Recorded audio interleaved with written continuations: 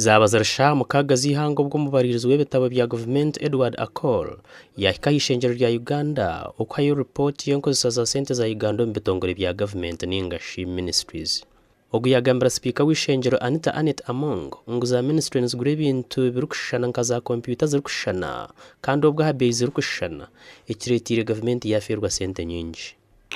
We noted that while significant efforts have been made to improve public procurement management, a number of shortcomings remain unaddressed, and these include variations incurred by government entities for common use goods and services. What I mean here is that a computer in one ministry has a different cost in another ministry. In certain instances, it goes up to about 100%. The same goes for construction of government buildings and road infrastructure, where significant differing costs were noted per square meter or kilometer constructed. There is also low level of implementation of procurements and absence of multi-year procurement plans, as well as implementation of unplanned procurements. Akori yayongera yashobora ku Gavumenti guzira ebyoma bya ICU koro mu marwaro ga Gavumenti ngo bituna nebye birukora tibyine bakugubara kumanya kubikoresa. While there is encouraging progress in the digitization of public procurement through the EGP or the electronic government procurement system, some entities continue to conduct procurements outside this system.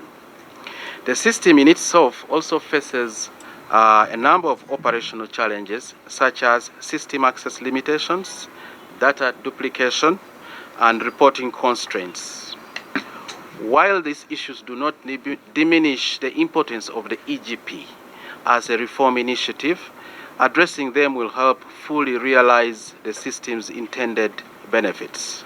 Okurjira har Akol, Gavumenti yerekerire kufeerwa sente zirukurenga biriyooni 500. Rera hanshonga za parish development model Akol nagira ngo haroho za sakwe zakozwe konkata zikabahoga ngo kandi ishicyorekeriro kucyokereza sente zo muhiwo mushoro. I noted that the entire budget of the PDM was disbursed by government to the planned circles in accordance with the guidelines that were provided.